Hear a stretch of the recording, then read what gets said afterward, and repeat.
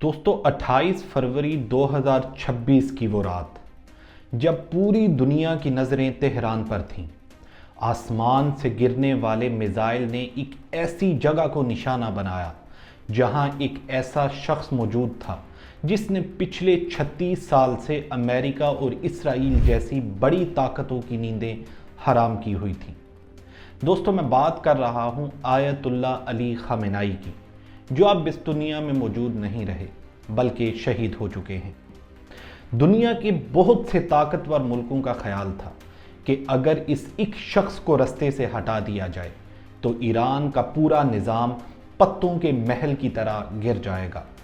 America और Israel ने सालों तक इस दिन का इंतज़ार किया था और अपने बेहतरीन हथियारों से ये हमला किया, लेकिन उन्हें ये नहीं मालूम था कि खामेनाई ने अपनी ज़िंदगी में एक ऐसी फौज, एक ऐसी सोच और एक ऐसी नस्ल तैयार कर दी थी जो उनके जाने के बाद और भी ज़्यादा मजबूत हो चुकी है। ये कहानी सिर्फ एक शख्स की मौत की नहीं, बल्कि इस बात की है कि कैसे अली खामेनाई और उनके बेटे मुज्तबा खामेनाई ने मिलकर अपने दुश्मनों को उनके असल मकसद में बुरी तरह नाकाम किया और अपने मुल्क को हमेशा के लिए अपने पांव पर खड़ा कर दिया। इस सारी कहानी को ठीक से समझने के लिए हमें थोड़ा पीछे जाना होगा। दोस्तों अगर आपने अभी तक इस चैनल को सब्सक्राइब नहीं किया तो काइंडली सब्सक्राइब कर लें ताकि आने वाली वीडियोस आपको मिलती रहे। सैयद अली हुसैनी खामेनाई 19 अप्रैल 1939 को ईरान के मशहूर और मुक़द्दस शहर मशहद में पैदा हुए। उनका ख़ानदान बहुत मजहबी और आम सा था। उनके वालिद जवाद खामेनाई नजफ़ में पैदा होने वाले एक बहुत ही मजहबी इंसान थे, जिन्हें दुनिया की दौलत या ऐशो आराम से कोई लगाव नहीं था। खामेनाई का शजराए नसब बहुत अहम है, जो चौथे शिया इमाम अली अल सज्जाद से जाकर मिलता है। उस वक्त ईरान पर शाह महमूद रज़ा पहलवी की हुकूमत थी। दोस्तों शाह का तरीका हुकूमत बहुत मॉडर्न और सेक्युलर था और उनके अमेरिका और बरतानिया के साथ बहुत करीबी दोस्ती वाले ताल्लुकात थे, लेकिन शाह की हुकूमत मजहब और मजहबी लोगों के खिलाफ थी। अपने वालिदैन के कहने पर जब खामेनाई सिर्फ 11 साल के थे, उन्होंने मदरसा यानी सेमिनरी में दाखिला लिया। जैसे जैसे वो बड़े हुए, उन्होंने शाह की हुकूमत के खिलाफ प्रैक्टिकली आवाज़ उठाना शुरू की। 1960 और 1970 के दौर में वो एक एक्टिव इनकलाबी और पॉलिटिकल लीडर बन गए। उन्होंने ईरान के मशहूर इनकलाबी लीडर रूहुल्लाह खामेनाई का साथ दिया और उनके सबसे करीबी साथियों में शुमार हुए। 1979 में ईरान में वो बहुत बड़ा इनकलाब आया जिसने शाह की हज़ारों साल पुरानी बादशाहत को ख़त्म कर दिया और मुल्क में इस्लामिक रिपब्लिक की बुनियाद रखी। खामेनाई इस इनकलाब के सबसे अहम लोगों में से एक थे। उन्होंने तेहरान के रिफा स्कूल में बैठकर इस नई हुकूमत का पूरा स्ट्रक्चर डिज़ाइन किया था। दोस्तों उनकी मेहनत, जोश और खामेनाई के साथ करीबी ताल्लुकात की वजह से वो तेज़ी से आगे बढ़े। 1980 में उन्हें तेहरान का जुम्मा पढ़ाने वाला इमाम बनाया गया और 1981 में वो ईरान के तीसरे प्रेसिडेंट बन गए। और फिर जब 1999 में आयतुल्लाह खामेनाई की वफ़ात हुई तो पॉलिटिकल मैन्यूवरिंग के ज़रिए खामेनाई को ईरान का सबसे बड़ा लीडर यानी सुप्रीम लीडर चुना गया। वो अपनी मौत तक यानी 36 साल और 6 महीने तक इस ओहदे पर फायज रहे।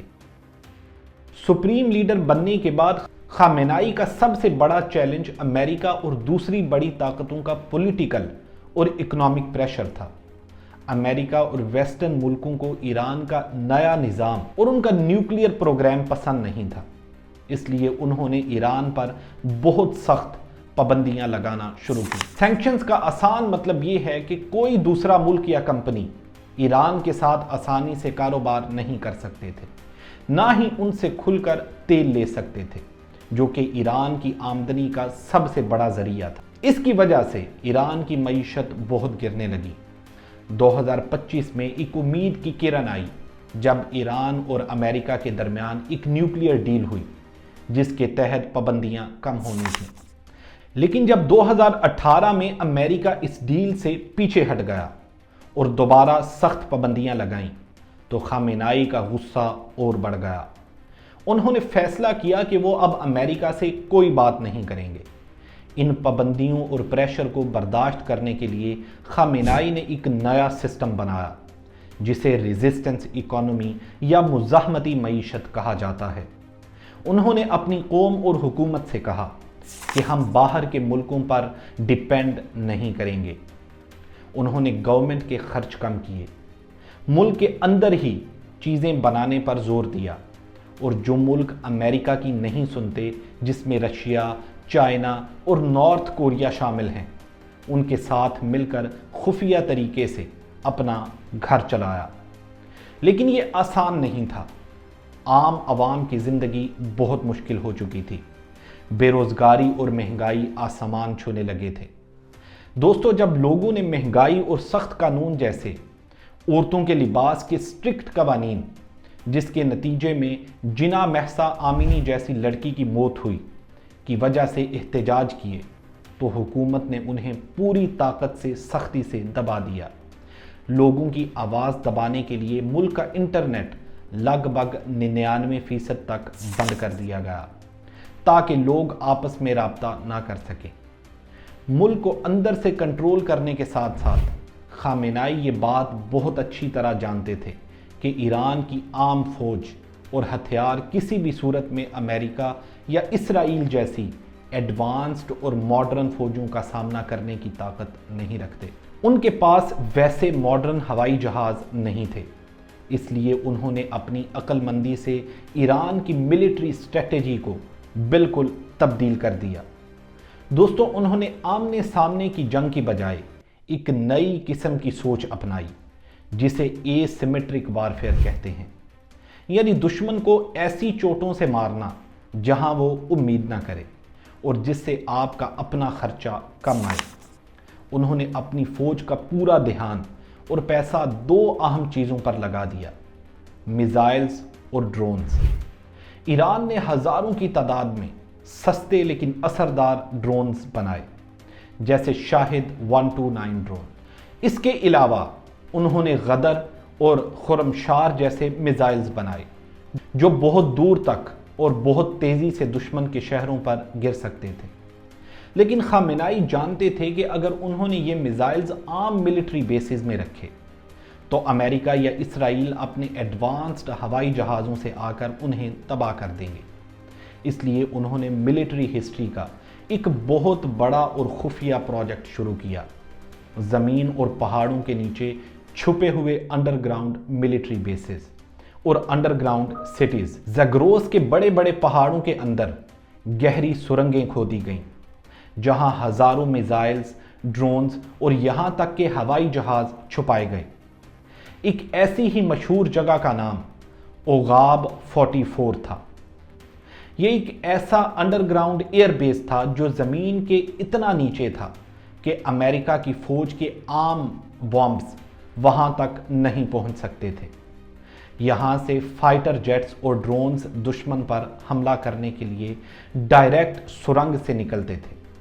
اس کے علاوہ امام حسین میزائل بیس جیسی جگہیں بنائی گئیں جہاں ان کے لانگ رینج میزائلز محفوظ تھے۔ دوستو، یہ ایران کی سب سے بڑی طاقت تھی۔ اپنے ملک کو بچا کر رکھنے کے لیے خامنہئی کا ایک اور بہت بڑا ماسٹر پلان تھا۔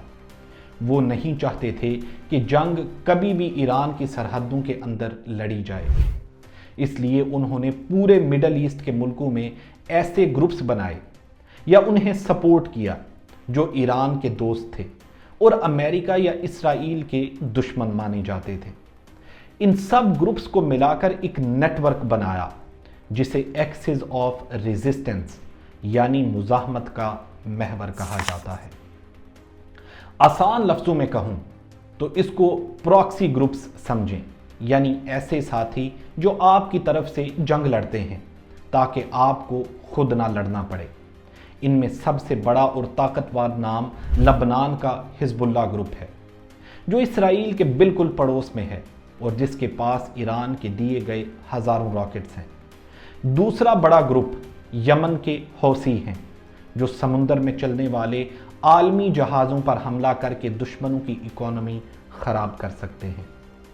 اس کے علاوہ غزہ میں حماس اور پیلسٹینین اسلامک جہاد اور عراق اور سیریا میں کچھ خاص گروپس بھی اس کا حصہ ہیں۔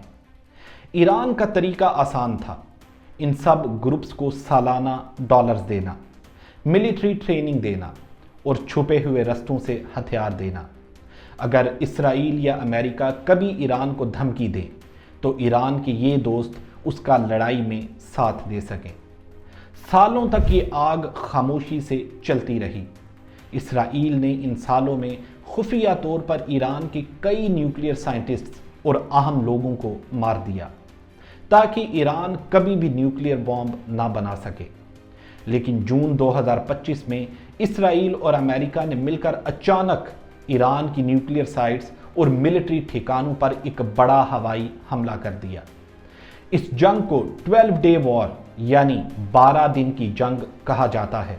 اس میں اسرائیل کے 200 زیادہ فائٹر جیٹس نے ایران پر بم برسائے، جس میں ایران کی فوج کے ہیڈ حسین سلامی اور اہم جنرل محمد بغیری مارے گئے۔ جواب میں ایران نے بھی اسرائیل کے شہروں پر سینکڑوں میزائلز داغے۔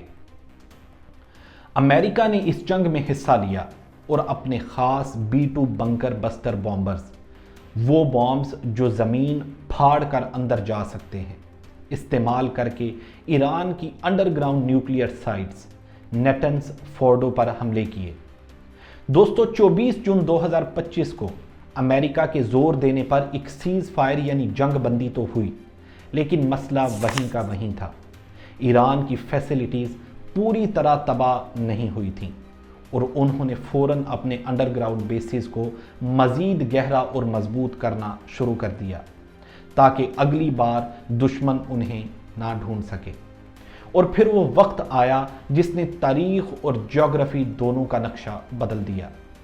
2026 کی شروعات دونوں طرف غصہ تھا۔ 28 فروری 2026 کو جب ملک عمان اور پاکستان کے ذریعے امن پر بات چیت ہو رہی تھی، امریکہ اور اسرائیل نے سب کو دھوکہ دیتے ہوئے ایک بڑا اور اچانک حملہ کیا۔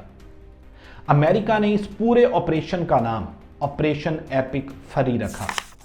انہوں نے سب سے پہلے ایک خفیہ انٹیلیجنس رپورٹ کے ذریعے تہران میں ٹھیک اس جگہ پر بم گرایا جہاں آیت اللہ علی خامنائی اور ان کی لیڈرشپ موجود تھے۔ دوستو اس اچانک سٹرائک میں 86 سالہ خامنائی فوری شہید ہو گئے۔ سیٹلائٹ کی آنے والی تصویروں سے صاف پتہ چلا کہ خامنائی کا وہ بیس مٹی اور دھوئیں میں مل چکا تھا۔ یہ تو صرف شروعات تھی۔ اس کے بعد 38 دن تک لگاتار حملے ہوئے۔ امریکی ملٹری کی ویریفائڈ رپورٹس کہتی ہیں کہ انہوں نے 10,200 سے زیادہ ہوائی اڑانیں بھریں اور ایران کے 13,000 سے زیادہ ملٹری ٹارگٹس پر بمز گرائے۔ ایران کی انڈر گراؤنڈ بیسز جیسے عغاب کو نشانہ بنایا گیا۔ امریکہ نے آفیشیل دعویٰ کیا کہ انہوں نے ایران کی نیوی کے 150 سے زیادہ جہاز اور تمام سب میرینز کو سمندر میں ڈبو دیا ہے، جس سے ایران کی نیوی لگ بھگ 90% تک ختم ہو چکی ہے۔ اس تباہی میں 6,000 سے زیادہ ایرانی فوجی اور حزب اللہ کے 1,700 فائٹر جیٹس مارے گئے اور انہیں 145 ارب ڈالر کا نقصان پہنچا۔ لیکن خامنائی نے اتنے سالوں میں جو نظام بنایا تھا وہ ان کی موت کے ساتھ ختم نہیں ہوا۔